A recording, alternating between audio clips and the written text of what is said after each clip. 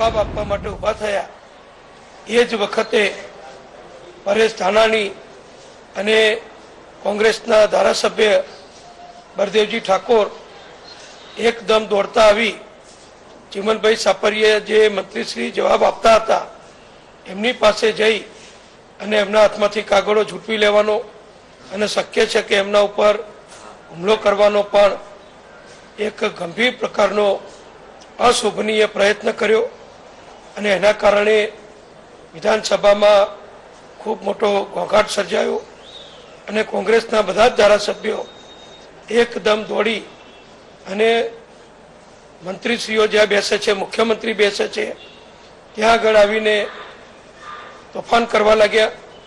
તરત જ વિધાનસભાના સાર્જન્ટો આવી ગયા, બધાને દૂર કર્યા. આ બધી સમજાવટ ચાલતી હતી. કોંગ્રેસના શક્તિસિંહજી ગોહિલ એ મારી અને ભૂપેન્દ્રસિંહજી પાસે આવ્યા અને અમને કહ્યું કે તમે ને અમે આપણે બધાને છૂટા પાડીએ. એટલે હું ને ભૂપેન્દ્રસિંહજી સભ્યોને સમજાવવા માટે પ્રયત્ન કર્યો, પરંતુ એ દરમિયાન બળદેવજી ઠાકોર એકદમ ફરીથી પાછળથી દોડતા આવી આખું રાઉન્ડ મારી અને ભાજપના ધારાસભ્યો જ્યાં બેસે છે ત્યાં આગળ ધસી જઈને તોફાન કર્યું, મારામારી કરી. એ દરમિયાન નિર્મલાબેન વાધવાણી મંત્રીશ્રી જે મહિલા મંત્રી છે એમને પણ આ ઈજાઓ થઈ, ધક્કામુક્કીમાં એમને પણ વાગ્યું અને અન્ય લોકોને પણ ઈજાઓ થઈ છે. એટલે આજે ગુજરાત વિધાનસભામાં કદી ન બન્યો હોય એવો દુઃખદ અને અશોભનીય બનાવ કોંગ્રેસના કારણે બન્યો છે. કોંગ્રેસના સભ્યો પ્રશ્નો પૂછે, ટીકાઓ કરે, સરકાર ઉપર કટાક્ષ કરે, એ બધું આપણે સ્વીકારીએ છીએ, સમજી શકીએ છીએ અને એનો સરકાર પક્ષે અમને કોઈ પણ વાંધો ના હોય. પરંતુ આટલા મોટા પ્રમાણમાં તોફાન કરવું, મારામારી કરવી, એ પ્રકારેનું કૃત્ય આજે કોંગ્રેસના ધારાસભ્યો અને એમાં ખાસ કરીને પરેશ ધાનાણી અને બળદેવજી ઠાકોર દ્વારા કરવામાં આવ્યું છે. એવું માનું છું કે ગુજરાત વિધાનસભા માટે એક કલંકરૂપ છે. આ બધા તોફાન દરમિયાન માનનીય અધ્યક્ષશ્રીએ વિધાનસભાની કામગીરી સ્થગિત કરી દીધેલી. એ પછી પણ મોટા પ્રમાણમાં કોંગ્રેસના ધારાસભ્યો સૂત્રોચ્ચાર અને મારામારી કરવાની પરિસ્થિતિ સુધી વાતાવરણ તંગ બનાવ્યું છે. એટલે ગુજરાતના માટે આ દુઃખદ બનાવ છે, લોકશાહી માટે, સંસદીય પ્રણાલી માટે દુઃખદ બનાવ છે. અને હું માનું છું કે અમારી સરકારનું જે બજેટ અમે ગુજરાતની પ્રજા માટે રજૂ કર્યું છે, લોકપ્રિય બજેટ, ખેડૂતો માટે, નાગરિકો માટે, ગામડા માટે, તમામ વર્ગ માટે જે કર્યું છે, અને ખાસ કરીને કોંગ્રેસ તરફથી જે સ્વપ્ન જોઈ રહ્યા છે સરકારને ડિસ્ટર્બ કરવાના, પણ મુખ્યમંત્રી વિજયભાઈના નેતૃત્વમાં અમારો આખો પક્ષ નાખી સરકાર જ્યારે સક્રિયતાથી ગુજરાતના વિકાસ માટે કામ કરતી હોય, એક એક પ્રશ્નને હલ કરતા હોઈએ, ત્યારે કોંગ્રેસથી આ જોયું જતું નથી.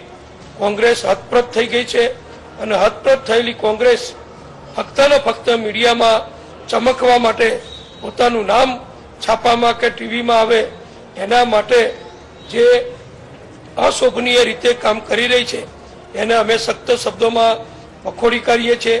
વિધાનસભા સત્ર માર્ચ આખર સુધી ચાલવાનું છે. એમાં દરેકને બોલવાનો, વિભાગવાર ચર્ચા કરવાનો તક મળતી હોય છે. એમાં સરકારની ટીકાઓ કરે, સરકાર ઉપર આક્ષેપ કરે, અમે સરકારમાંથી અમારો જવાબ આપીએ, અમારા સ્પષ્ટતાઓ કરીએ, અમારી વિકાસ યાત્રાની વાત કરીએ.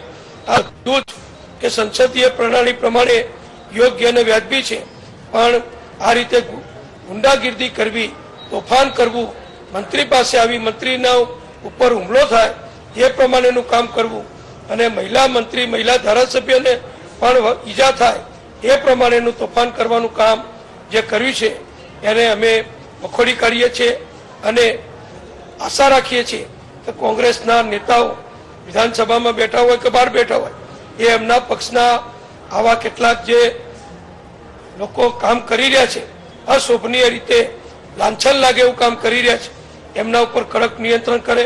નહીતર કોંગ્રેસને આનાથી વધુ બદનામી સમગ્ર ગુજરાતમાં ટીવી અને મીડિયા મારફતે પ્રજા જોઈ રહી છે. એ પ્રમાણે એમની પણ બદનામી થશે. એટલે કોંગ્રેસ હતપ્રત થઈ ગઈ છે, નાસીપાસ થઈ ગઈ છે. કોઈ મુદ્દા એમની પાસે રહ્યા નથી. એમણે જે 1 વર્ષથી મહેનત કરી મુદ્દા ઊભા કર્યા છે એ બધા મુદ્દાઓ અમે હલ કરી રહ્યા છીએ અને કોંગ્રેસ પ્રજામાંથી ઘૂસાઈ રહી છે. ત્યારે આવા હતપ્રત પર બની જાય એવી રીતે કામ કરે છે એ સહેજ પણ યોગ્ય નથી.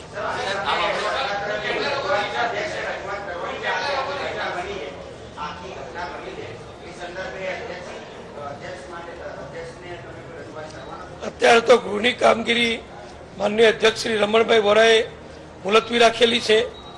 ગૃહ ફરી મળે એટલે ચોક્કસ અમારા તરફથી આ આખા બનાવ જે બન્યો છે અને જે રીતે કોંગ્રેસના ધારાસભ્યોએ અશિસ્ત, તોફાન અને વિધાનસભામાં ન શોભે એવું કૃત્ય કર્યું છે એના અંગે કાર્યવાહી કરવા અમારા તરફથી માગણી કરવામાં આવશે. નિર્મલાબેન વાધવાણીને ઈજા થઈ છે એ અમારી જાણકારીમાં છે.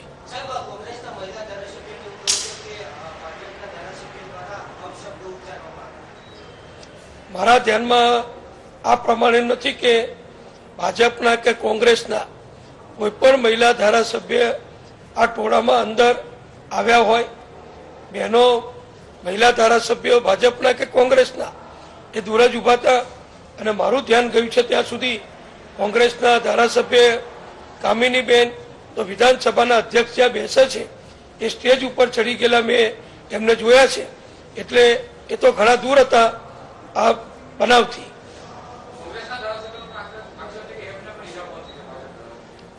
સામસામે ઝપાઝપી એ લોકોએ કરી છે. ભાજપના કોઈ પણ ધારાસભ્ય કોંગ્રેસની બેઠકો તરફ ગયા નથી. કોંગ્રેસના બધા જ ધારાસભ્યો એ મંત્રીશ્રીઓ અને ભાજપના ધારાસભ્યો જ્યાં બેસે છે, જ્યાં સત્તાધારી પક્ષ બેસે છે ત્યાં આગળ આવીને એમણે આ તોફાન કર્યું છે. એ બધું જ વિધાનસભાના સીસીટીવી કેમેરામાં બધું રેકોર્ડ થયેલું જ છે. એટલે કોઈ પણ વ્યક્તિ એને તપાસી શકશે.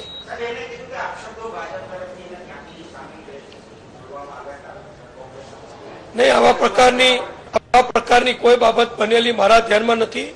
કારણ કે અવાજ, હોબાળો, ધમસાણ એટલું બધું ચાલતું હતું. પણ મૂળ વાત કોંગ્રેસનો છે એટલા માટે છે કે એમનું સ્થાન છોડી, એમની સીટો છોડી, બેઠકો છોડી આખા કોંગ્રેસના તમામ સભ્યો, મોટાભાગના 2-3 સિનિયર સભ્યોને વાત કરતા બાકીના બધા જ સત્તાધારી પક્ષના ધારાસભ્યો અને મંત્રીઓ જ્યાં બેસે છે ત્યાં ધસી આવ્યા છે અને ત્યાં આવીને એમણે એમના સ્થાન છોડી